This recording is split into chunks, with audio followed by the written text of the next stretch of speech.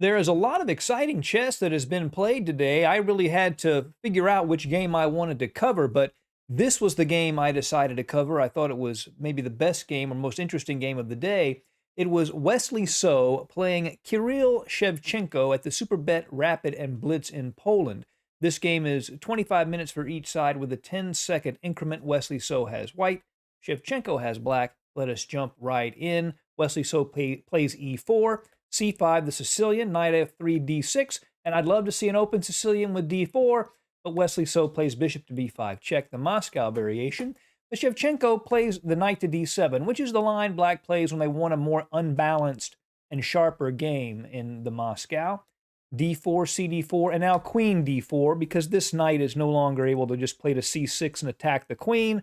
Wesley So is comfortable centralizing that queen. a6 kicks the bishop, bishop to e2, knight g to f6, castles, e5, and queen to e3. And what black has done here is create what's known as the Boleslavsky pawn structure. You see it in the Najdorf, you see it in the Sveshnikov. Basically, you have these pawns on d6 and e5 and a weak square on d5. And usually both players want to control that square.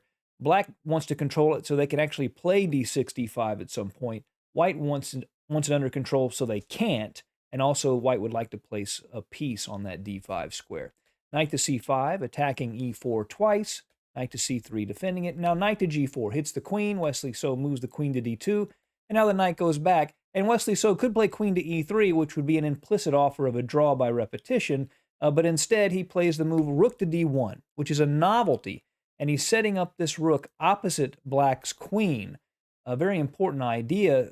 So if, say, black were to take the pawn on e4, then knight e4, queen to b4, and he's attacking the knight laterally, and if the knight were to just move back, then knight takes e5, and because of this rook, black could not retake the knight, or he would lose his queen, and if d5, protecting the knight, then queen to b3, hitting b7 and d5, and white has a very nice position. So because of that, Shevchenko plays bishop to e7 instead, queen to e1, and again the pawn is poisoned. If he takes it, then knight to e5, taking advantage of that pin.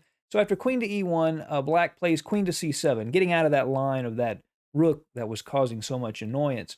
Now the pawn is threatened, so Wesley So plays knight to d2, protecting that e4 pawn a second time.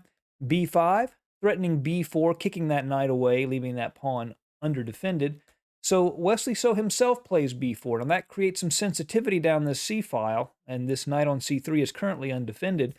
Black plays knight to e6, and then knight to b3. That allows the queen to defend the c3 knight, and this knight could even go to a5. People talk about a knight being on the side of the board, not being that well placed, but in this case, the a5 square is often a strong square for a white knight in these structures.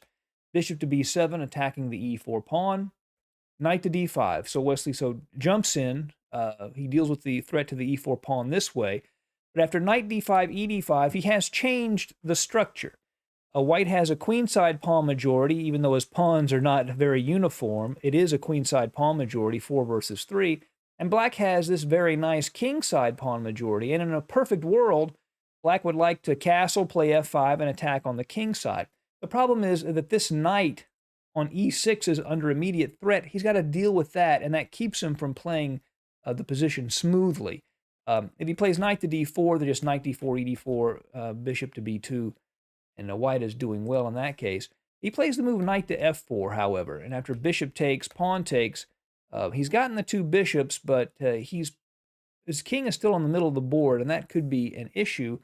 Black threatens the c2 pawn, and Wesley So plays rook to c1. Not only does that defend the pawn, but it prepares the move c4. He wants to advance his queenside majority and get activity on that side of the board. Castles and c4. Just as we said, bc4, rook takes c4, hitting the queen, so the queen moves to b6, and rook takes f4. So now Wesley So has won a pawn, and black is going to have to find a way to get sufficient activity to compensate for being down a pawn. Rook f to e8. Shevchenko puts the rook opposite Wesley So's queen. Rook to e4 to contest that. Now bishop to f6. And here Wesley So plays an inaccuracy that the computers show us. He plays the move bishop to d3, defending the rook with the bishop, Computers show that bishop to f3 is actually a little more precise. That keeps the d5 pawn defended. Then I can go into a5, and so that move was a little bit better as it turns out.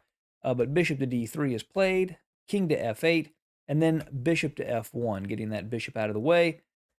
g6 is played. Probably rook takes e4 was the better move after queen e4, then rook to e8, and black is laying some claim to the e file. That might have been better. But he plays g6, and now knight to a5, aiming at that bishop on b7, and maybe in some other lines at this weak c6 square. Rook a to c8, now a3. Wesley so finally defends that b4 pawn. Rook takes e4, queen e4, and Shevchenko plays rook to c3, aiming at that weak pawn on a3. The queen goes to f4, putting some pressure on d6, but also threatening queen to h6 check. Now here black plays bishop to e5, defending the pawn, but queen to h6 check, and he's attacking h7, and it's a little difficult for black to defend it. If he plays king to g8, then knight to c4 hits the queen and the bishop, and if the queen goes back to d8, after knight takes bishop, pawn takes d6, this pawn is going to be big trouble for black. White has a good position here. So Shevchenko decides to give up the pawn instead and plays bishop to g7, hitting the queen. The queen does take the pawn. If black takes the pawn at a3, then knight to c4 forks the rook and the queen, so he can't do that. So instead he plays the rook to c2. Now the queen and rook are aiming at this f2 pawn, threatening to take that with check, which can be trouble. So Wesley so plays queen to h4 to defend the pawn, but now g5, an attempt to distract the queen from the defense of the f2 square. But Wesley so calculates, and he says, you know what, I can let him take that f2 pawn, and I think I'll be okay. So he takes on g5. Queen f2 check, king h1.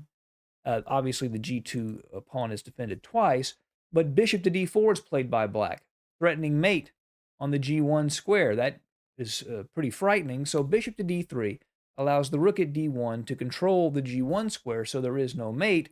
Bishop to e3 kicks the queen away. If he can get the queen off of this g file, he can leave the g2 pawn undefended and just play queen g2 mate. But Wesley so plays queen to g3. To get rid of that pressure, he offers to exchange queens, and Shevchenko decides to do that as well. Queen g3, hg3. And now the rook at c2 and the bishop at b7 are both hanging, but black just plays rook to c7, and in that way is able to defend both pieces.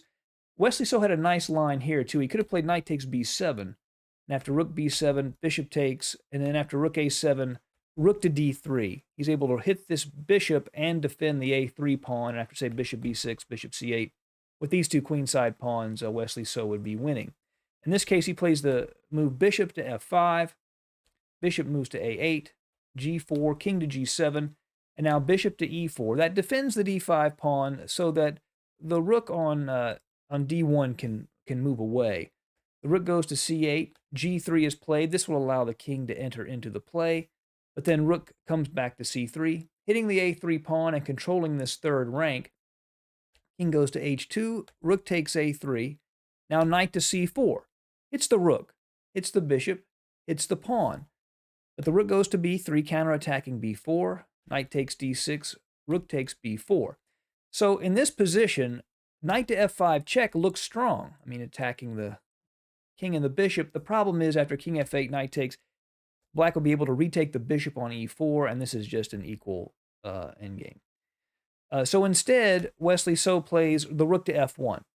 Along with the knight, he's attacking this f7 pawn, threatening to take it with check. The king moves to g8. Now bishop to g2 removes the bishop as a target from the rook on b4. The rook takes on g4, and now rook to e1. A very powerful move, not only threatening the bishop, but threatening a check on e8. So when the bishop moves, rook e8 check, and it looks like everything for black is hanging. King to h7. Now in this position, if he plays rook takes a8, then after bishop d6, again, this is just an equal endgame. So Wesley so has to find the one correct move here. Can you see it? That's right, he plays this move, knight takes e4, and black's house falls completely apart. Everything is under threat. The bishop at c5 is under threat. The bishop at a8 is under threat. And white is also threatening a knight f6 check. For example, a bishop d5, knight f6 check, and he would lose his rook on g4 in that instance. And if rook takes e4, Wesley would retake with check, giving white time to actually pick up the bishop on a8 as well. So after knight to e4, Shevchenko resigned, and Wesley So won. He's doing very well so far in the Superbet Rapid and Blitz in Poland. Thank you for joining us at Chess Dog. See you again soon.